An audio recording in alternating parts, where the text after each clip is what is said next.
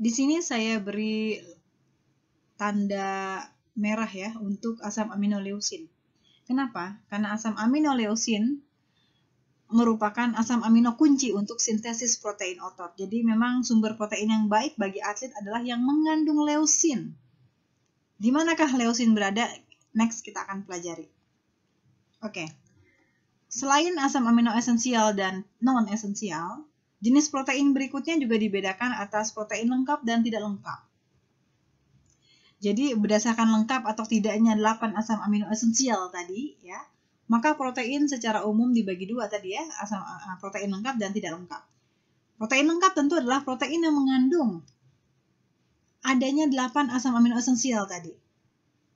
Ya, yang memang adanya di hewani, daging, ikan, unggas, susu, keju, telur dan turunannya. Protein tidak lengkap, protein yang kurang satu atau lebih dari asam amino esensial. Yang biasanya memang mereka bersumber dari nabati. Biji-bijian, kacang-kacangan, polong-polongan, sayur-sayuran ya. Oleh karena itu hewani ini jangan sampai kurang. Tidak bisa ditawar lagi, memang dia adalah sumber asam amino yang baik. Lalu bagaimana untuk beberapa kasus, misalnya untuk vegetarian yang tidak makan daging gitu ya, maka kita bisa melakukan kombinasi. Kenapa? Karena kombinasi antara dua protein ya, yang satu tidak lengkap, yang satu lengkap gitu ya, ini bisa melengkapi asam amino esensial yang kurang. Bahkan dua jenis protein yang asam aminonya tidak lengkap juga bisa digabung menjadi lengkap. Pada praktiknya ini disebut sebagai protein combining. Ya, jenis proteinnya disebut protein komplementer karena protein pelengkap. Nah, ini tadi yang saya bilang ya, protein komplementer ini sangat penting untuk atlet vegetarian. Contoh, bagaimana melakukan protein combining? Bubur kacang hijau ya. Kalau teman-teman lihat bubur kacang hijau, bubur kacang hijaunya saja adalah contoh protein yang terbatas asam amino lisin. Ya, jadi dia terbatas asam amino metionin ya. Kacang hijau adalah jenis protein yang jumlah asam amino metioninnya sangat terbatas atau sedikit ya. Sedangkan ketan hitam adalah contoh sumber makanan yang proteinnya terbatas ya, terbatas lisin. Jadi jumlah asam amino lisinnya sangat terbatas pada ketan hitam. Nah, itulah kenapa orang tua kita zaman dulu pinter ya, menggabungkan kacang hijau dengan ketan hitam adalah salah satu contoh protein combining. Karena yang satu tidak lengkap di metionin, yang satu lagi tidak lengkap di lisin. Sehingga bila digabungkan akan membentuk protein yang lengkap. Nah, itu adalah contoh protein combining. Contoh lainnya, menggabungkan antara tempe dengan nasi. Tempe itu terbatas metionin dan nasi terbatas lisin. Sama kasusnya seperti kacang hijau dan beras hitam tadi ya. Kalau digabungkan nasi dan tempe itu akan membentuk asam amino yang lengkap. Oke ya. Nah, jadi memang atlet vegetarian, apalagi atlet vegan yang betul-betul tidak mengonsumsi sumber hewani, dia harus pintar-pintar menggabung-gabungkan jenis protein yang tidak lengkap supaya menjadi lengkap. Oke. Bagaimana kualitas protein ya? Kualitas protein kalau kita lihat di sini contoh-contohnya ya, memang menilai kualitas protein ada berbagai macam cara. Mungkin teman-teman sudah belajar ini di ilmu pangan atau di ilmu bahan makanan ya. Bisa dilihat dari nilai biological value, bagaimana tingkat penyerapannya, kemudian bisa dilihat juga dari protein efficiency ratio, bagaimana tingkat pemanfaatannya dalam tubuh. Bisa juga dilihat dari nilai PDCAAS ya, ini juga sama, bagaimana memanfaatkan protein dalam tubuh.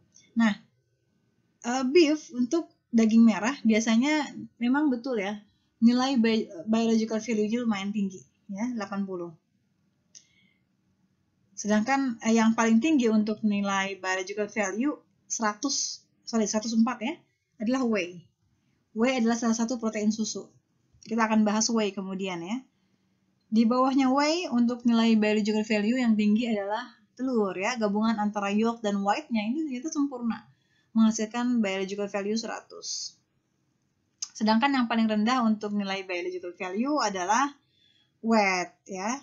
Jadi tepung-tepungan ya, tepung terigu ini juga rendah ya. Begitu pula sumber nabati lainnya yaitu soy atau kacang kedelai Ini konsentratnya ya. Ini konsentratnya saja cuma 74, apalagi kalau soy dalam arti soy dalam bentuk kacang kedelai yang dijual tukang bajigur tuh, itu makin rendah lagi tuh.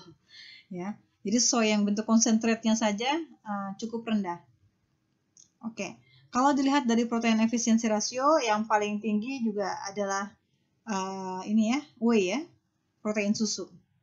Sorry, bukan whey, tapi ini telur. Oke ya, telur memang sangat baik, makanya seringkali dianjurkan konsumsi telur. Itu memang protein kualitasnya sangat baik, telur.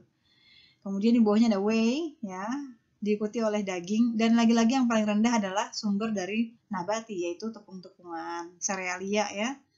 Begitu pula dengan soy atau kedelai juga lumayan rendah. Kalau dilihat dari PDCAAS, telur lagi-lagi juga menjadi produk yang sangat diunggulkan. Di sisi lain, kasein dan whey juga nilainya sama dengan telur. Dan yang paling rendah lagi-lagi adalah serealia atau tepung-tepungan. Jadi kalau dilihat dari berbagai kualitas protein, memang sumber hewani memang selalu menang ya. Dan sumber hewani yang cukup baik adalah telur. Dan yang paling seringkali nilainya bagus adalah whey dan telur ya. Telur dan juga whey. Whey ini adalah jenis protein susu. Nah, kita masuk ke protein susu ya. Tadi sudah saya singgung ada kasein, ada whey. Kalau untuk susu sapi memang sebagian besar 80% terdiri dari kasein ya. Whey-nya 20%. Tapi kalau untuk ASI kebalikannya. Oke. 1 gelas susu biasanya mengandung 8 gram proteinnya ya, dan proteinnya sebagian besar adalah kasein. Oke, kita bahas dulu yang whey. Tadi ya, whey kalau kita lihat yang paling cukup baik ya. Kualitas proteinnya ya. Memang whey ini adalah jenis suplemen protein yang paling populer dipasarkan ke atlet, dan atlet biasanya kalau kamu datang ke tempat gym, ke fitness center atau ke tempat-tempat atlet, banyak sekali bertaburan ya mereka konsumsi suplemen whey, apapun mereknya itu. Karena memang whey secara konten paling banyak mengandung leusin. Ingat leusin tadi ya, asam amino yang merupakan asam amino kunci untuk sintesis protein otot. Dan memang juga whey ini paling tinggi nilai biological value-nya tadi. Dan dia memang paling cepat diserap. Nah ini kan kurang dari 1 jam udah diserap nih. Jadi cocok sekali untuk pre dan post workout ya. Segera setelah latihan saya pernah katakan ke teman-teman ya. Ada golden period bagi atlet untuk mengembalikan atau merecovery kerusakan-kerusakan yang terjadi selama berolahraga. Dan batas waktunya memang rigid sekali, 1 jam.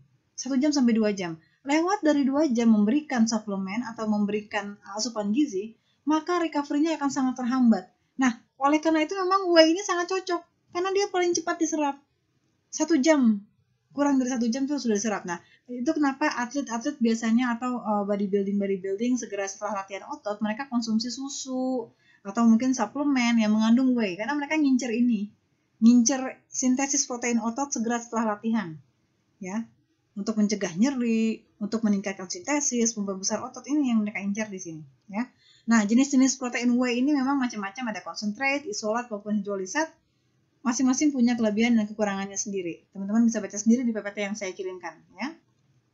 Kasein ini memang yang paling banyak di susu, ya. Sebaliknya kalau di ASI dia malah rendah, ya.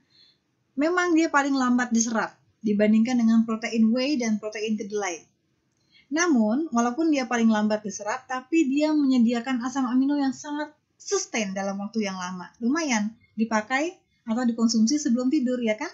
Nah, jadi seringkali kasein itu atau susu itu biasanya dikonsumsi oleh atlet sebelum tidur, karena memang sambil tidur dalam waktu yang cukup 2-3 jam ini perlahan-lahan suplai asam aminonya steady, ya. Continuity-nya bagus. Nah, protein berikutnya yang tidak kalah menarik juga protein kedelai. Kenapa kedelai? Ya memang banyak penelitian tentang kedelai dari Amerika Serikat, karena mereka produsen kedelai yang cukup besar ya. Mereka memasarkan kedelai besar-besaran, terutama untuk atlet. Untuk atlet yang vegan, bagaimana sumber proteinnya? Nah, mereka mengandalkan kedelai. Tapi kedelai yang dimaksud ini bukan kedelai dalam bentuk tempe, maupun kedelai dalam bentuk kedelai segar yang dijual oleh abang bajigur, bukan ya. Tapi kedelai dalam bentuk konsentrat dan isolat, ya, baik bentuknya tepung maupun konsentrat maupun isolatnya. Yang paling tinggi memang yang isolat ya, isolat kedelai, 90% proteinnya.